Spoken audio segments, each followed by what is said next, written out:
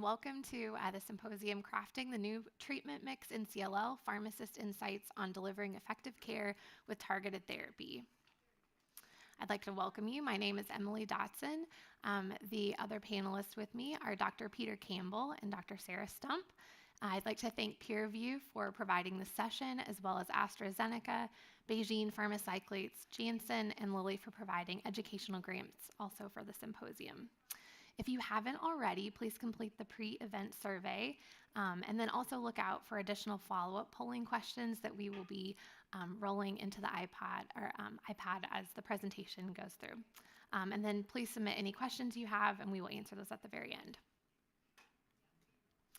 Just a reminder, you can also visit peerreview.com /HOPA-AC23 to review and download the additional slides. There are some great practice aids here as well.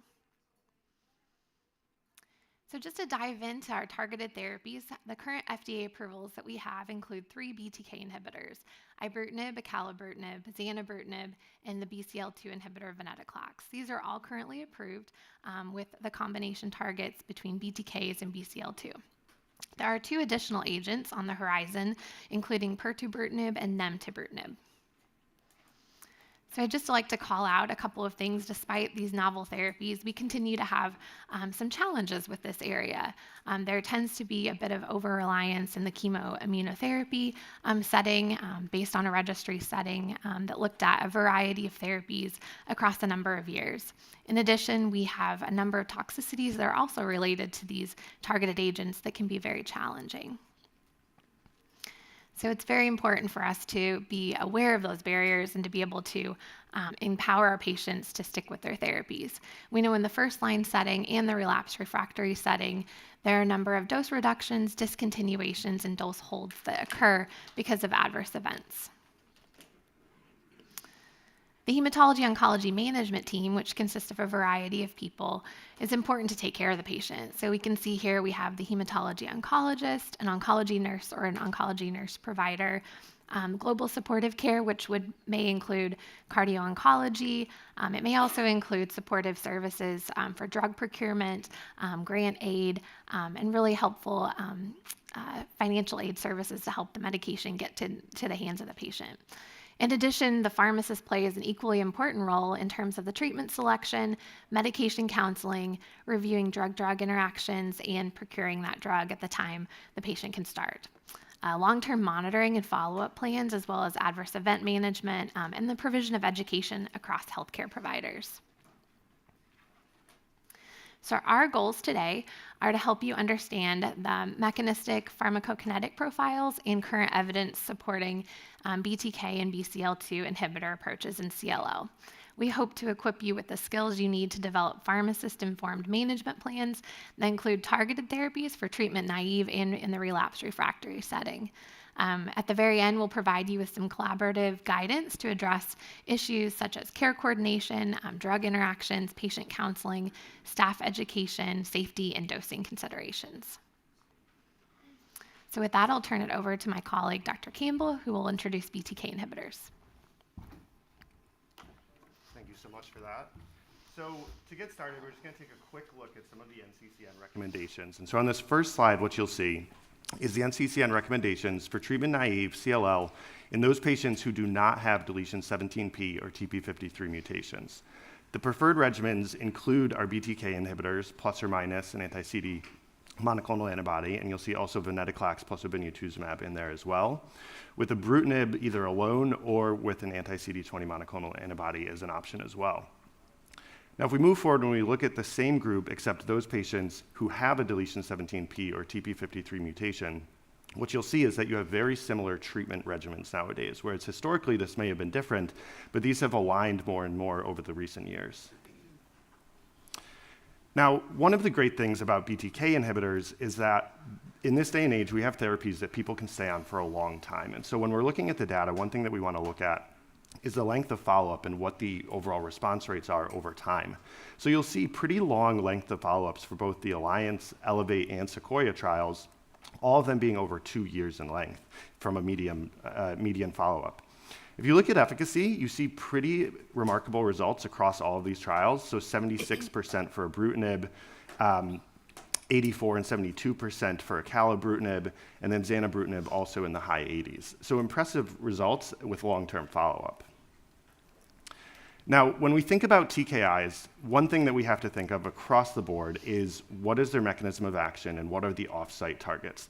The reason that this is important is because when we're looking at selectivity of these BTK inhibitors, or really all TKIs, that's where we start to think about what toxicities are these drugs going to be prone to have for patients.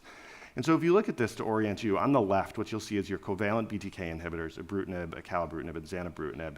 And what really differentiates them is that acalabrutinib and zanubrutinib are a bit more selective, and therefore you'll see when we go through some of the toxicity profiles, they may be a little bit better tolerated. When you look at the non-covalent BTK inhibitors that we'll touch on briefly, you also see that they are more selective as well. And so hopefully this selectivity can help reduce the toxicity for the patients.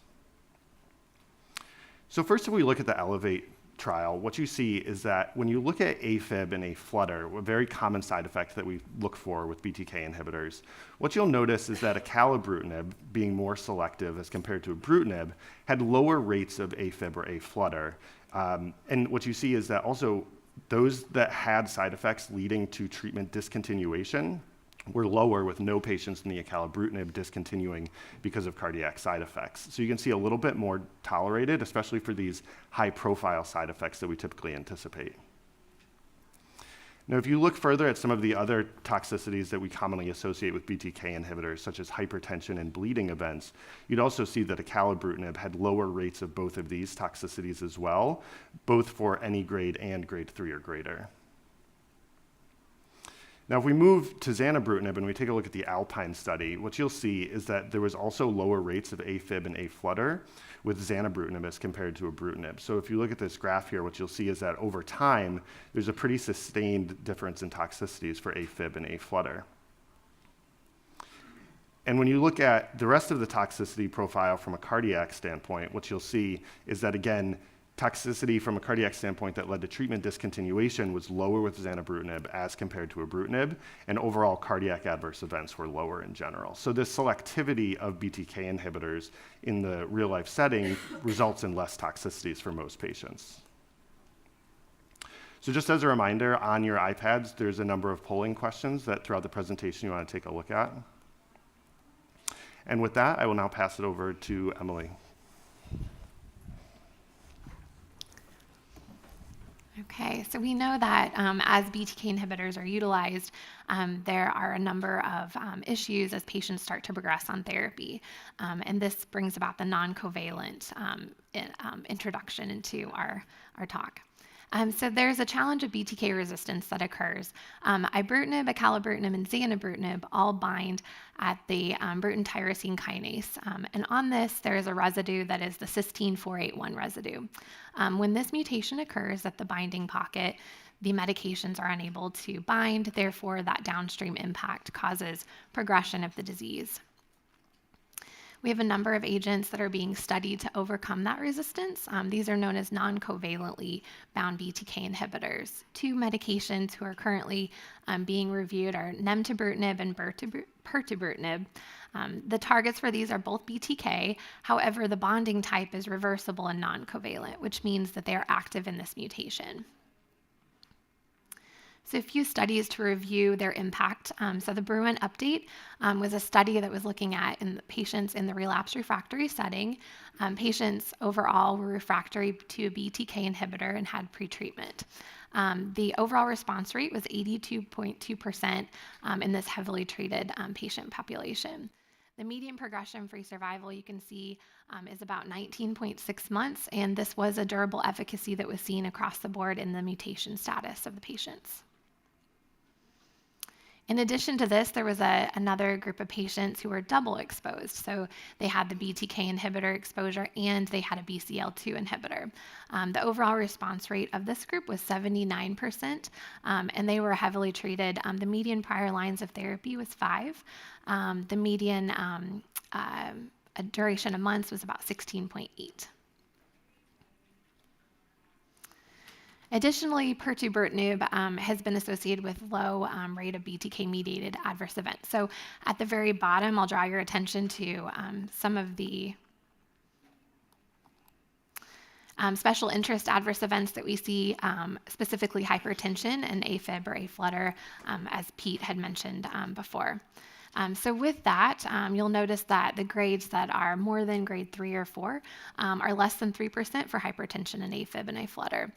Overall, the most common side effect that we're seeing with this is neutropenia.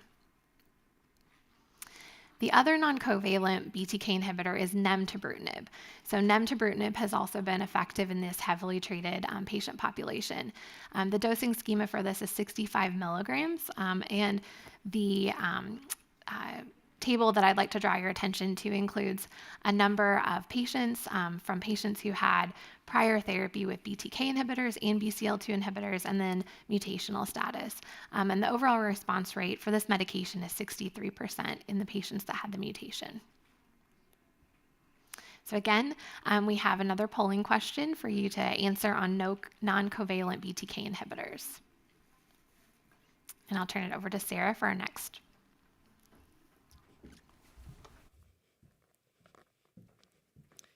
Thanks, Emily.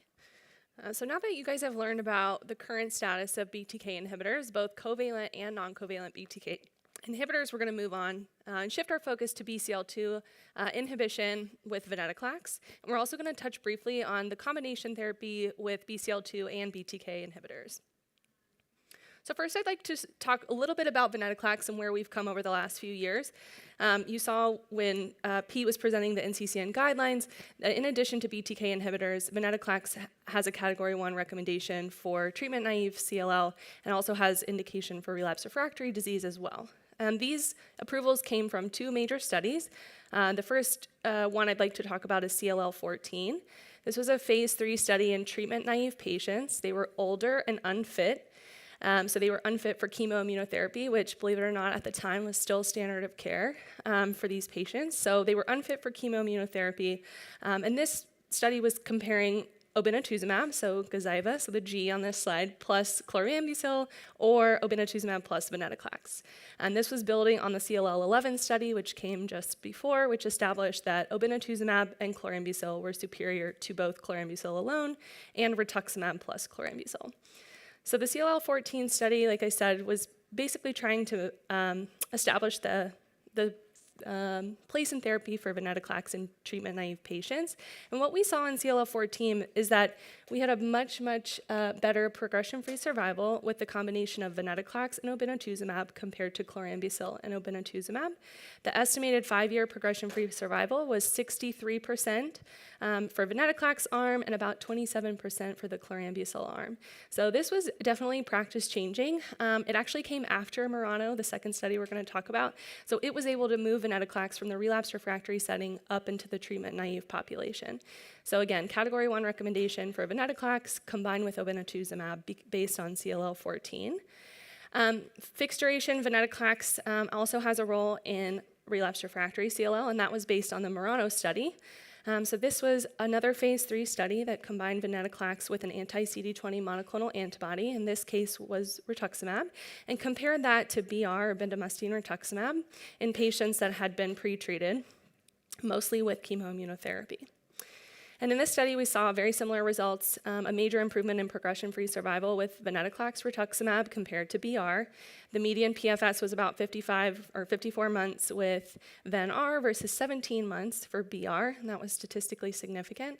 And again, this was practice-changing at the time and allowed venetoclax to gain another FDA-approved indication for relapse refractory disease. So venetoclax has had an interesting sort of progression in the CLL modern era. So it achieved its first FDA-approved indication in 2016 as monotherapy, which you can see is not even on this slide. It's sort of been supplanted with combination therapies with anti-CD20 monoclonal antibodies. So if we're treating someone who is treatment naive, the option is venetoclax with obinutuzumab.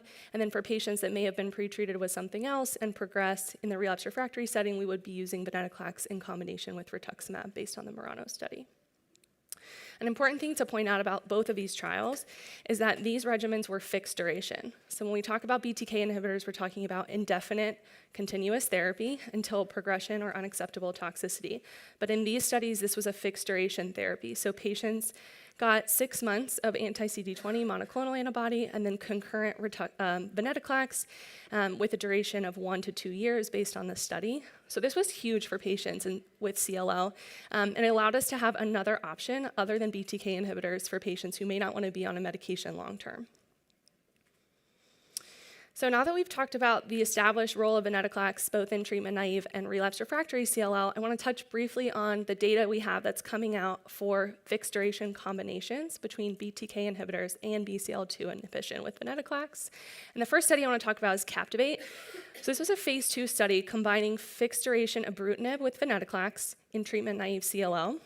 And this study showed very, very impressive overall response rates. About 96% of patients had a response to this combination, including patients with high-risk features. So we see that the outcomes of complete response, partial response are basically the same between patients without del17p and those with del17p or mutated TP53. So very, very impressive results with this study.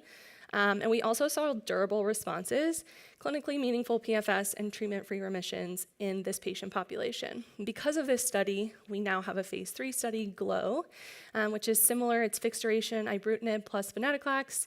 It actually does have an approval in the EU for patients with treatment-naive CLL, and I'll tell you kind of where we are in the US about this combination in a second. But first, I want to tell you about some safety with the combination between BTK inhibition and BCL2 inhibition. They had a median follow-up in the study of about 28 months, so pretty good duration of follow-up. And basically, we saw that neutropenia was the most common grade 3 adverse event when you combine ibrutinib with venetoclax. Really manageable rates of hypertension and cardiac toxicities with the combination. Adverse events led to dose reductions in really, again, a manageable number of patients, 6% for ibrutinib reductions, 11% for venetoclax dose reductions, and then 4% of patients for both drugs. So our take home from this study, the Captivate study, was that combinations appear to be highly effective, but we do have some toxicities we have to worry about.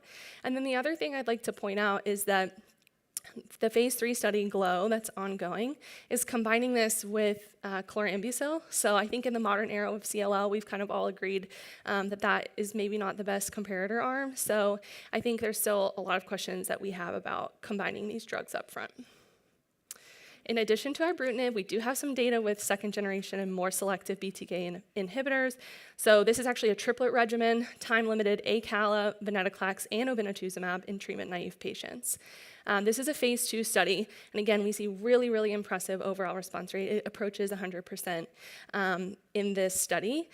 It is very, very effective, 98% overall response rate by cycle 16. And one thing that we see in these newer studies is MRD-guided durations of therapy. So one of the things we worry about, especially in TP53 mutated patients that get venetoclax, is that their duration of response may not be adequate. And one way that we're working to overcome that is use MRD-guided durations of therapy. So you'll see this being a component of a lot of these studies of combinations up front. So in this study, 83% of patients with TP53 mutations were able to achieve undetectable MRD in the bone marrow after 15 cycles. So this was really, really impressive. And we know that MRD translates to longer progression-free survival in patients that receive venetoclax. So this is really exciting. Low rates of cardiac and infectious toxicities were observed in this trial. But again, we don't know at this point that the combination or the sum is better than the sum of its parts. So more to come with that. And then again, second generation BTK inhibitor, we do have data for combining that with the venetoclax as well. So this is an arm of Sequoia. This was a large study of zanubrutinib, and one of their arms, arm D, combines zanubrutinib with venetoclax, and again, patients with high-risk features, so del17p. Very, very small numbers in this arm of the study, but impressive overall response rates of about 97%. So very exciting combinations are emerging with BTK inhibitors and BCL2 inhibition with venetoclax. But unfortunately, at the current moment, we're not really sure, again, that the whole is better than the sum of its parts. So if you give all of these drugs up front, do we actually extend survival compared to when we would give them sequentially? So I think more to come. We have to make sure we design the studies to answer that question. And with that, I'd like to pass it back to Pete to talk more about some pharmacy-specific information. All right, thank you for that. So now talking about dosing, adverse events, and drug interactions. So we're at this point now, we have a lot of drugs in our regimen that we can use. They all work really, really well. But the thing, especially as pharmacists, that we need to start thinking about is what are the side effect profiles of these drugs? How do we give them, and what other considerations do we need to be thinking about? And so this slide is just a general overview of some of the most common side effects that we can expect with both the BTK inhibitors and with venetoclax. So you'll see, starting with the BTK inhibitors, very typical things that we anticipate were the cardiac effects such as hypertension and AFib. You can also see bleeding, you have to monitor for infections, and less common is arthralgias. When you're moving over to venetoclax, you have a very different toxicity profile. First and foremost, I think at the top of everyone's minds is going to be TLS. That's something that we're very acutely aware of. You can also see GI events, and then infections and myelosuppression become a risk in certain patients. So just to briefly go over the dosing of the covalent BTK inhibitors in the CLL population specifically, I won't go through all of this, but you can see here is a reference that's available for you from ibrutinib, acalabrutinib, and zanubrutinib. And then the other thing also to note is what the different dosage forms that they come available in is something to be aware of. And then also knowing the once versus twice daily options. So ibrutinib is once a day, which is convenient for patients. Acalabrutinib being twice daily will pose some issues for patients. And zanubrutinib has both a twice daily and a once daily option, which makes it also convenient. So one thing that I think we all have to be acutely aware of, no matter whether you're a physician, a pharmacist, an NP, is the drug-drug interactions that all of these drugs carry. So I think when I talk to residents or students about TKIs or BTK inhibitors, it's drug interactions, drug interactions, drug interactions. It's something that you need to think about all the time. And so you'll see here that all of these drugs have interactions with CYP3A4, and they have a various number of ways in which you can handle them. So ibrutinib, if you're using a strong 3A4 inhibitor, you'd want to reduce the dose, or if it's only going to be for a short period of time, you can think about interrupting the dosing for less than a week or so. Acalabrutinib, you'd want to try to avoid it if at all possible. And zanubrutinib, you'd reduce to 80 milligrams once a day. Now, the other thing that I think you have to keep in mind, going back to the duration of therapy, you'll see that a lot of the strong 3A4 inhibitors that these patients end up on are long-term therapies. Very infrequently is it that you're putting someone on a strong 3A4 inhibitor for a handful of days. You have to keep this in mind because over time, these are going to become permanent drug interactions if you're putting them on, say, an azole antifungal for a prolonged period of time. The other thing to keep in mind as well is when you're using CYP3A4 inducers, which generally you'd want to avoid with these BTK inhibitors. And then the last thing to think about is gastric acid reducing agents. So now we don't really have to consider this as much anymore with the newer formulations that we have, while historically this was an issue. So for other safety considerations, we'll start with ibrutinib. So bleeding is something that I think we all have at the top of our minds, was drilled into us when we first learned about ibrutinib. You want to think about, for patients who are undergoing any sort of major or minor procedure, holding it for different lengths of time. So say 3 days for a minor procedure, a week prior for any larger procedure. Infections are something you'll want to think about. The cardiac events that we've talked about with all of these agents, hypertension and cytopenias, which you want to check blood counts monthly in these patients. Now, you'll see as we go over the next two slides, there's a lot of similarities between acalabrutinib and zanubrutinib. So you still see some of these cardiac side effects, although they're less frequent than we saw with ibrutinib, as we've gone over with some of the previous data. And the thing that sets it apart is, we'll say with acalabrutinib, headaches can occur in these patients, which is a bit of a unique toxicity compared to the other agents. They usually occur early on in therapy, and within the first 1 to 2 months are self-limiting. And you can also manage it in most patients with acetaminophen or caffeine supplementation. Now, when you switch over to zanubrutinib, you'll notice the top portion of the slide is the same because we still worry about those cardiac side effects as well as infections and bleeding. But the thing that's a little bit different with zanubrutinib that becomes a little bit more prevalent is the neutropenia that you see. With neutropenia, what we typically do to manage this is with the first occurrence, you would just interrupt the dose and wait for the patient's counts to recover. Once it gets to grade 1 or baseline, you can resume at 160 milligrams twice a day or 320 milligrams once daily. It gets a little bit more complicated once you have repeat occurrences of neutropenia and you have to think about further dose reductions or the potential to switch to a different agent. Now, when we look at our non-covalent agents, such as pirtobrutinib, what you'll see, granted this is based on the MCL labeling and some of the experience in CLL, but the dosing is 200 milligrams once daily for MCL, but this is also what's being used in the Bruin study. You want to monitor patients for arrhythmias, infections, bleeding, and cytopenias, the typical class effects that so far we've talked about with the BTK inhibitors. Also carry some of those same drug interactions where you want to think about avoiding use, if possible, with CYP3A4 strong inhibitors. Now, shifting a little bit, when we go over to venetoclax, we talked about tumor lysis syndrome, and that's part of the driver behind why we have such an interesting dosing scheme with venetoclax when we first started. So I think a lot of people are probably accustomed to ramping up the dose in these patients, and so you'll notice that while ultimately you're looking to get to 400 milligrams once daily, you have to do that slowly in most patients, ramping them up to avoid the tumor lysis syndrome. So you'll see in week 1, you would start at 20 milligrams once a day, and then go up to 50 milligrams, 100, and 200 over the subsequent 4 weeks. You also want to think about dose reductions for these patients if they're on strong CYP3A4 inhibitors. And the one thing that I would note is if a patient is on a strong 3A4 inhibitor at baseline, you're going to approach your dose ramp up a little bit more differently. So you'll notice here it says after ramp up 100 milligrams once daily. There are different treatment strategies that you can use, whereas you can do a slow ramp up and cap it at 100 milligrams. I think that's probably the approach that most people would take rather than ramping them up to 400 milligrams and then putting them on the strong 3A4 inhibitor and dropping them back down to 100, which is not as logical of an approach, especially because a lot of these patients are on the strong 3A4 inhibitors for a prolonged duration. Now, TLS is at the top of our minds with venetoclax. And so when you're thinking about venetoclax, the first thing you have to do is risk assess the patient. So you have to determine whether they're high or low risk for tumor lysis syndrome, because that's going to differentiate how you manage them, especially whether you do this as an outpatient or you admit them to do a dose escalation as an inpatient. It can also influence whether or not you do more of a rapid escalation, which some institutions have started to do as an approach, so that you don't have to prolong hospitalizations or prolong the dose escalation over the full 4 to 5 week period. So what you'll want to think about is telling patients what to watch for hyperuricemia symptoms.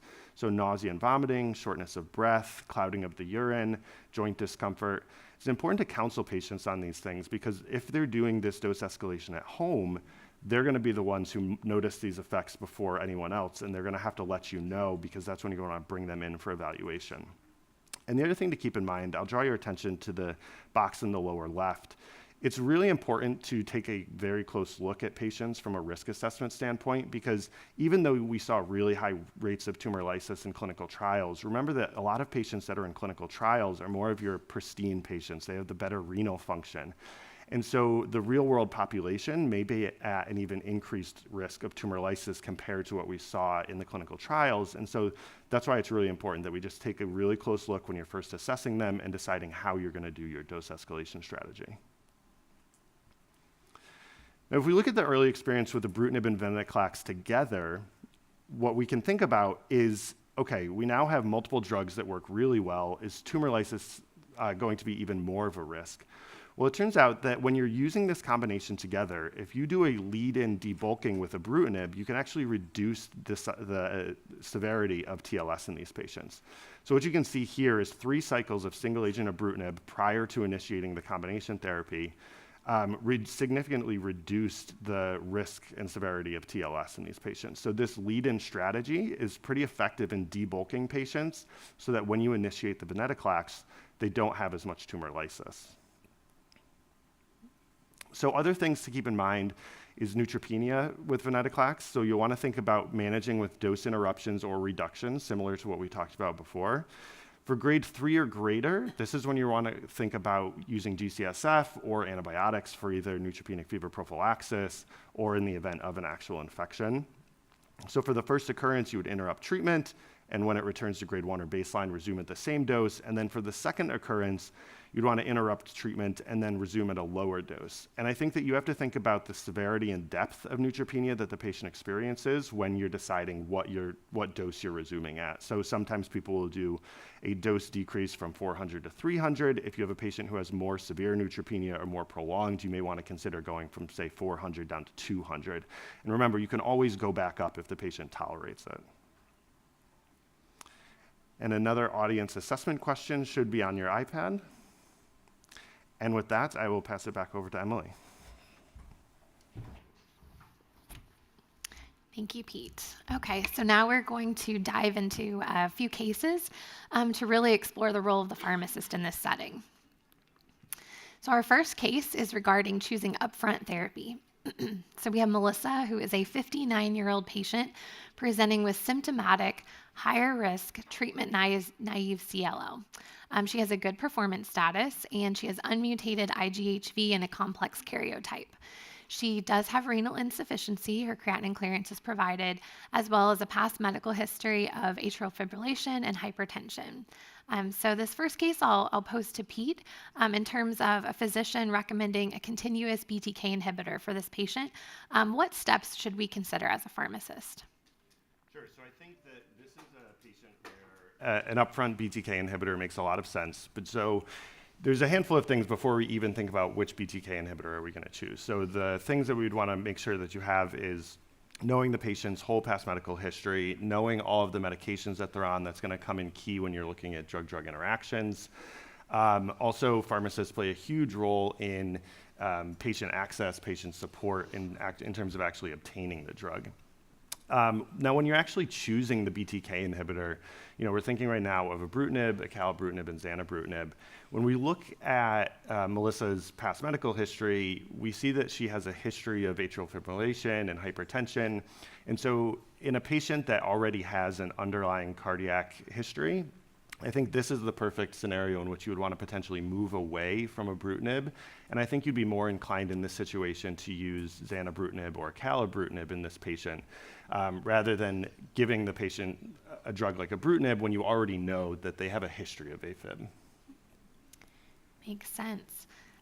So just to kind of tie in some of that information as we're looking at drug interactions for this patient and really trying to consider some of the pharmacokinetic considerations, I'd like to call your attention to some of the metabolism that we see with the BTK inhibitors. So we would be looking at medications that were hepatically metabolized, specifically through the CYP3A4 enzyme system and 2D6.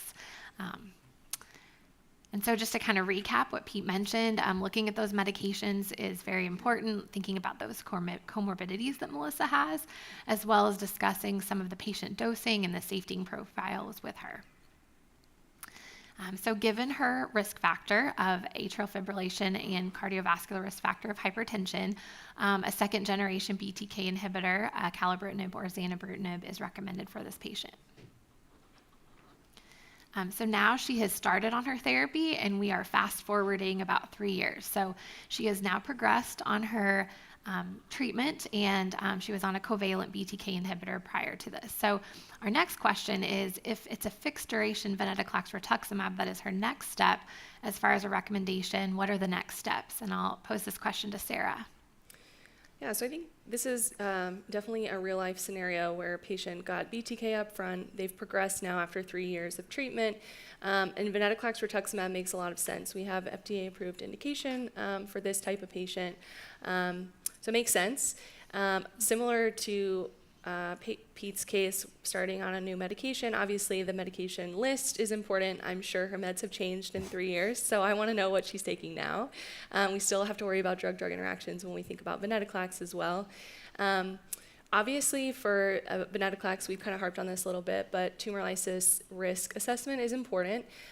So a couple things I wanted to know. One is her absolute lymphocyte count and how bulky is her disease. So those are the main two components that go into our risk assessment.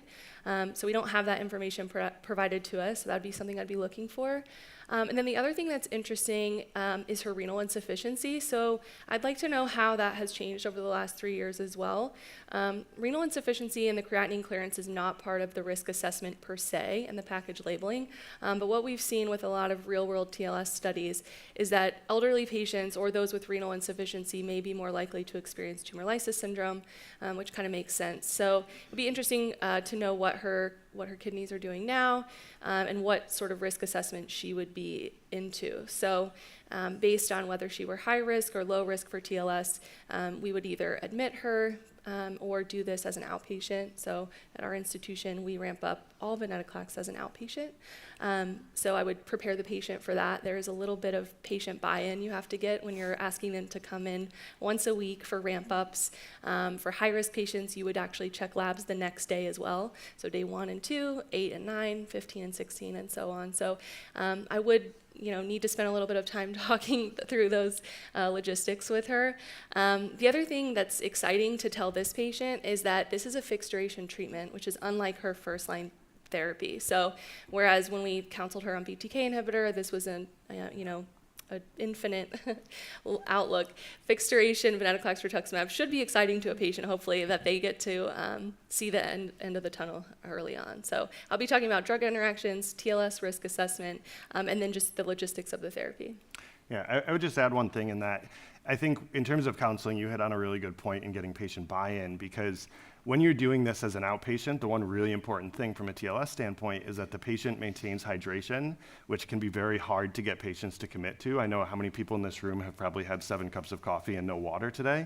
And so that's going to be the same case in your patients, that you have to convince them to make sure that they adhere to these things like staying hydrated. It's a great point. So really trying to dive into stratifying the appropriate patients for inpatient and outpatient, and talking through that care coordination for the venetoclax rituximab combination. That toxicity and the logistics may be a bit different in this time frame for the relapse refractory setting versus if the patient would have had a fixed duration with venetoclax and Gazyva or obinutuzumab. So our second case is the role of the pharmacist in adverse events. So David is a 70-year-old patient with symptomatic CLL. He has unmutated IgHV, and he has been receiving treatment with a covalent BTK inhibitor. So it's about 4 months on therapy, and he is now experiencing painful arthralgias that are grade 2 in severity. So kind of back to Pete, what strategies should be considered for this event? Yeah, so arthralgias are an interesting toxicity with the BTK inhibitors, because I think you run across people who will say, I've never seen this, then you'll run across people who say, oh, I see this all the time. But it's something that for patients, they really feel it. And if you're suffering from arthralgias, you feel it every day. You wake up with painful joints, et cetera. And so, I think that the first thing that you want to think about is, how can you treat the arthralgias? And you want to look at this at both the short term and the long term. When you first start thinking about it in the short term, you want to think about, can you use acetaminophen in these patients? Would you use an NSAID? I think a lot of us would probably shy away from using NSAIDs, given the bleeding risk that's prevalent with the BTK inhibitors.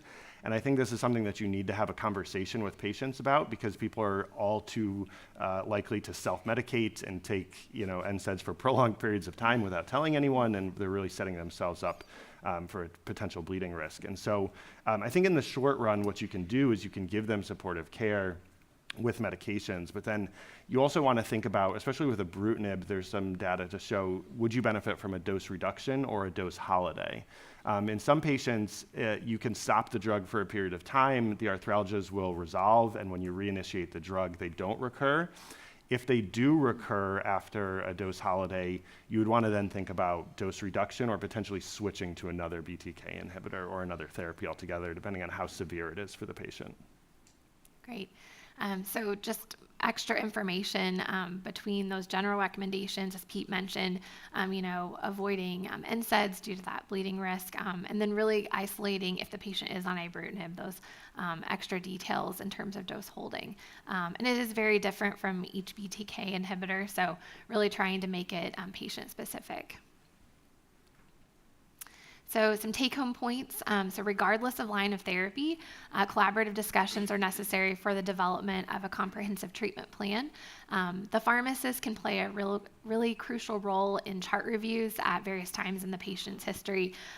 We know that hypertension management may be necessary. Medication list updates, as Sarah alluded to, as patients are on treatment, it's important to ask what their updates are with each visit, as well as looking at their refills and making sure that those are on time. And then when adverse events occur, a strategy and a plan is helpful in terms of compliance, making sure the patient feels supported, whether they need a dose hold or a therapy change, and making sure that that compliance is ongoing. So revisiting back to our second case, David is now progressed. It's been 4 years of therapy. Just as a reminder, his initial treatment was that covalent BTK inhibitor, and he has been treated with Ven-R, but progression occurred 2 years after the end of treatment. So the question now is, how can pharmacists help prepare for patients for this next step in treatment and really trying to figure out what's needed? Sarah, do you have experience with this? Yeah, so again, I think in the modern era, this is coming up more and more, where patients have now been exposed to both BTK inhibitors and BCL2 inhibition, and unfortunately have progression. So the first thing that comes to my mind is, can we find a clinical trial that's appropriate for this patient? That is, I think, always going to be where we go for double exposed patients. There's a lot of options out there. So we've talked a little bit about non-covalent BTK inhibitors, which for now are not FDA approved. We can be successful in getting Perto off-label, so that potentially could be a possibility for getting a non-covalent off-label for this patient. We do have some information about retreatment. So this patient got venetoclax rituximab in the relapsed refractory setting, completed the fixed duration therapy, and progressed 2 years later. So there is some data for venetoclax retreatment, meaning you go back and you repeat a venetoclax anti-CD20 combination therapy. Those studies are small in number, but pretty good, impressive results if you had an initial response to therapy. And then the other thing I would be thinking about, which we kind of alluded to earlier, is if you pursue retreatment, perhaps doing that on a clinical trial so we get MRD-guided duration of therapy for this patient. So we have a few options. We have some off-label options. I always am wondering what clinical trial options we have for patients. And then we do have some emerging data on retreating patients with fixed duration venetoclax after progression. Great. So in this setting where patients have that double exposure, thinking about some of the data that was presented earlier with the Bruin trial, and then thinking about even the Ven retreatment and making sure that patients, if they are able to enroll in a clinical trial, that can be different from institution to institution, but if that's available, really honing in on the inclusion for that patient. So our third case is preparing for a BTK inhibitor combination with venetoclax. So George is a 70-year-old patient. He has symptomatic CLL. He is fit. He has no major comorbid illnesses. He has unmutated IGHV, and he has no TP53 mutation. So what are the pharmacist's responsibilities if this patient is to receive a fixed duration BTK inhibitor with the combination of venetoclax? So Pete, Sarah, any thoughts here? I think that there's a lot of things you need to think about here. I think first and foremost, the thing that would come to mind is toxicity when you're talking about using a BTK inhibitor and venetoclax, especially increased risk of neutropenia is something that comes to mind, and you need to have a close monitoring of these patients, at least initially, because when we're talking about adding all of these different treatment regimens, yes, there's really good outcomes, but the toxicities seem to be additive. The other thing to think about too is that when you're adding these therapies together, you're also talking probably about financial toxicity for some patients, where each of these drugs individually tends to be expensive, but now you're talking about multiple oral agents and high copays. This could potentially start to snowball. And so I think patients need to be prepared for that. Yeah, absolutely. I think one other thing that I'm thinking about just talking to the patient themselves is logistics again. So when we combine BTK inhibitors with venetoclax, we're usually doing the BTK inhibitor lead-in. So usually patients get 2 to 3 cycles, 2 to 3 months of BTK inhibitor monotherapy, and we do see that that is an effective debulking strategy like Pete showed earlier. So if someone were high risk for TLS at baseline, these studies actually give us the luxury of reassessing their TLS risk. We don't do this in clinical practice a lot. After you give a few doses of obinutuzumab, we're not repeating CT scans or seeing how big their nodes are. We're just doing a physical exam. But in this case, we're debulking a lot of these patients with BTK inhibitor monotherapy. So when I initiate venetoclax, I might be a little bit less concerned maybe about tumor lysis syndrome. So that's helpful maybe for this patient who's a little older. We don't have all of his labs and what his renal function is, but we presume it's probably pretty good if he's fit with no major comorbidities. But that's another thing I just want to be thinking about for combination therapy is how's that going to look with the lead-in in of ibrutinib, making sure the patient tolerates ibrutinib and gets through those first few months before we then add in another therapy with unique toxicities and counseling points. Yeah, I think lastly, compliance also can start to become an issue. I know, there's plenty of studies across the entire pharmacy spectrum that shows that compliance can be pretty poor regardless of what drug you're talking about. And, the benefit in a fixed duration is that you're not talking about forever, but these are multiple medications that could have side effects, and you really need to harp on patients that compliance is really important, especially, depending on which BTK inhibitor you're talking about. The dosing schemes are different, and so it can be a little bit more complex than just taking one oral therapy. And compliance should be something you talk to patients about. Great information. Specifically, even thinking about that these are two oral medications, we've talked a lot about those combinations where patients are coming into the hospital. And so keeping in mind that oral therapies keep patients out of the hospital, but it's equally important to have those phone call follow-ups, making sure patients are aware of all of the counseling that they need in terms of starting this treatment. So another polling question on safety and drug interaction is on your iPads. And then just some final take-homes. So oral targeted therapies, looking at alone or in combination, are largely supplanting chemoimmunotherapy in the treatment of newly diagnosed and refractory CLL. We have emerging data that supports a role for non-covalent BTK inhibitors, as well as some time-limited combination therapies, and that's more in the future management of CLL. We feel like pharmacists are uniquely equipped for adverse event monitoring. Some of the tools that we've described in terms of managing arthralgias, patient support, and education in creating individualized therapy plans for patients that are both receiving BTK inhibitors and BCL2 inhibitors, or those in combination. So with that, we will take some questions. We do have microphones around the room. Also, your iPads should be able to push some questions through to us, and we'll check and see what we have. So one good question that we have is, do you modify the ibrutinib dose when combining with venetoclax? The answer is no. The target dose of ibrutinib is still the same. Like I mentioned, there is a lead-in, so you would start on 420 milligrams of ibrutinib for 2 to 3 cycles, depending on which study you're looking at. So we do the same dose, same ramp up for venetoclax, 20, 50, 100, 200, and then 400.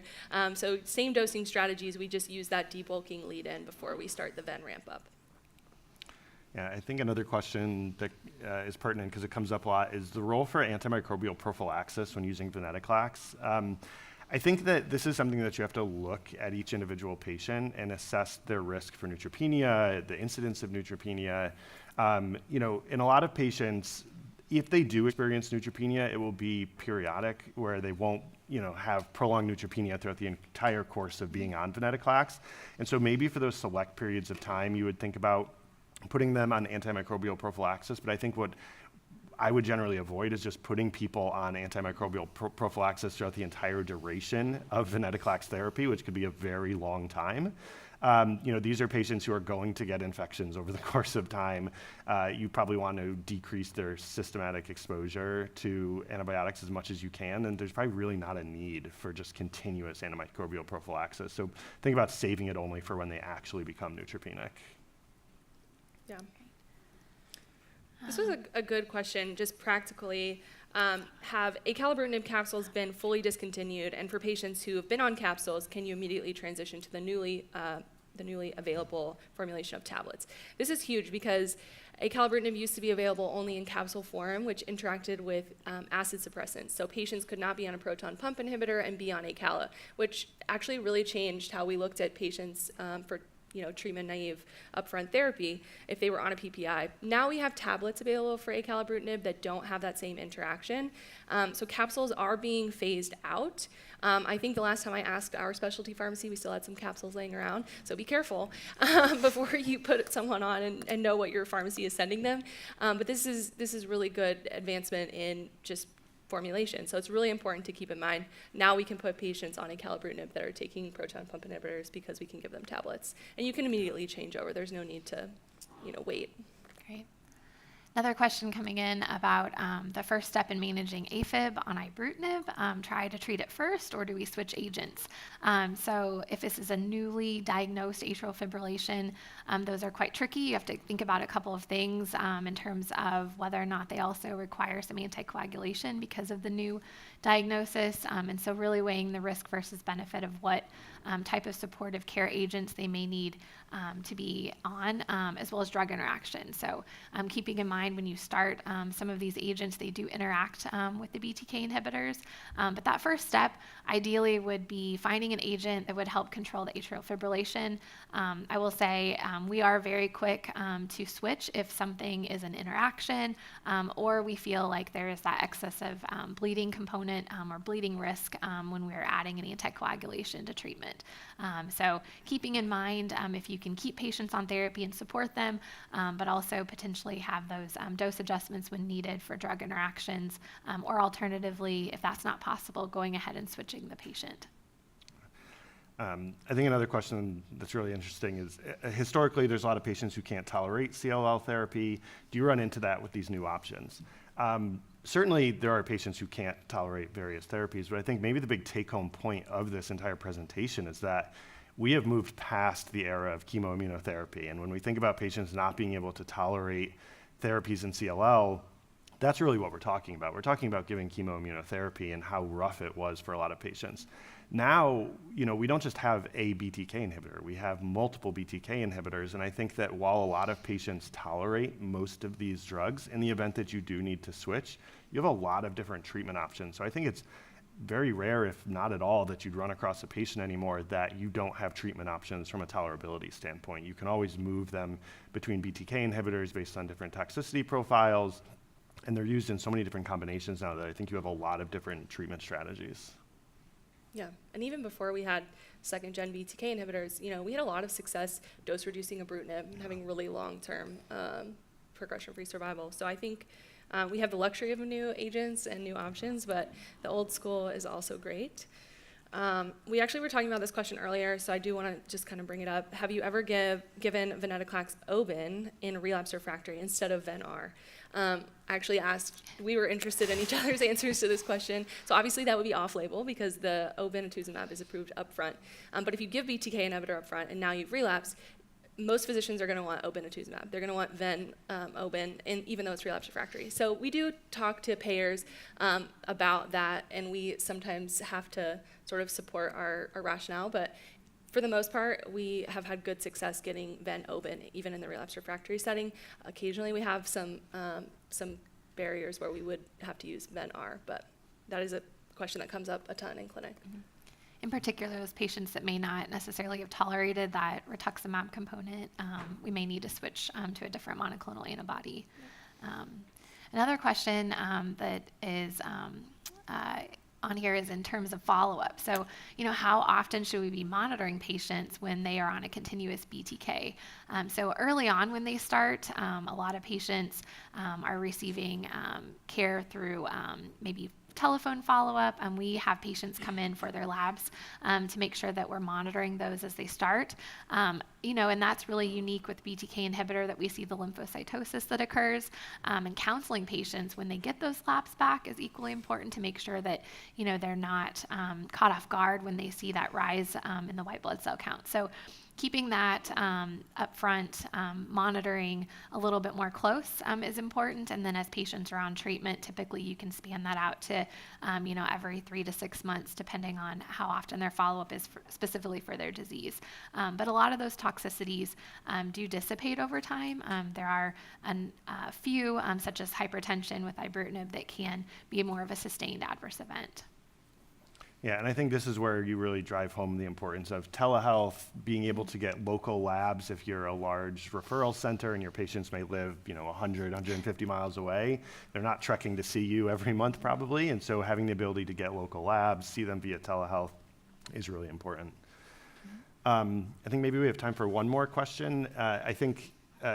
Could you comment on the role of mutation testing in patients responding to therapy and if progression is suspected? I think that this is an interesting question because with our newer agents, specifically targeting different mutations, This is something that I think will become more prevalent, but I'm not really sure at this point in time right now, because a lot of these drugs are being used in a clinical trial setting, how realistic it is in the normal non-clinical trial patients to be doing mutation testing. I'm wondering if you guys have any additional thoughts on that. I would say, I would agree. I don't think it's happening routinely in most practices. The reality is, if you progress on BTK inhibitor, you would likely be thinking about non-covalent options anyway. So I don't think that this is currently standard of care. It would be done at large academic centers that have trials open and are looking at this. We have some interesting data coming out about specific mutations, specifically with venetoclax. We see that maybe patients with high-risk features and certain mutations don't have durable responses to venetoclax. So we're learning a lot more about that, but I wouldn't say that it's currently part of our standard of care. We are doing some testing, at a year mark, just to kind of do a pulse check to see where patients might be in terms of their mutational status. There's some data to support that patients may not necessarily progress as soon as they have that mutation. So really trying to hone in on what the next step might be and thinking through that it potentially would be, a number of months down the line before that mutation really plays a role in the progression. So I would say that's really the biggest driving factor for that mutation testing, is really that planning of what might be necessarily in the future for the patient. Awesome. Let's see. Okay. Let's see. The other plug, just for when we're talking about mutation testing and being standard of care, is again just MRD testing as well. So you're going to be seeing that being done in large centers, maybe that have lots of trials open, or maybe the patient's on a clinical trial and they're using MRD guided durations of therapy. But unfortunately, I think we're not at a place where that's going to be routinely applied to most settings. Great. Yeah. Another question on the threshold for dose modifications that you might have for a BTK inhibitor in terms of adverse events before deciding to change therapy. So in practice, dose reducing the package insert does reflect a number of dose adjustments that you can do over time. Typically, if you're getting into that second or third dose adjustment and thinking through that the patient may not necessarily be tolerating it, that's really the point at which we might switch therapy.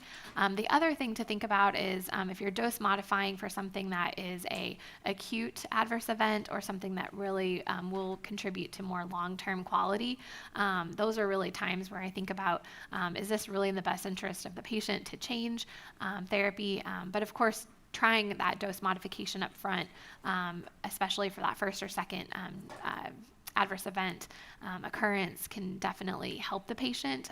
There is some data about even dose holidays in certain situations where stopping therapy and restarting may even be beneficial. Question on how do you manage AEs with non-covalent versus covalent BTK inhibitors? I think this is an interesting question because I think of it in a little bit of a different light, whereas I think your toxicities with covalent and non-covalent is used more for driving your treatment decision a little bit more than how you actually manage it. So I'd say, if I'm thinking about it, I don't necessarily manage hypertension in a patient differently based on which BTK inhibitor they're on, but that may be the basis for why I'm choosing the therapy, why I'm choosing a covalent versus a non-covalent. You can see they definitely have different toxicity profiles across the spectrum based on the selectivity, as we talked about. But I think that the toxicity profiles of each individual drug probably drives your treatment decision a little bit more than being unique in terms of how you actually manage it when it manifests itself. Absolutely. Thank you guys so much for coming. I think we're out of time, but visit PeerView's website and definitely make sure to complete the post-test and the evaluation for your CE credit. Thank you guys.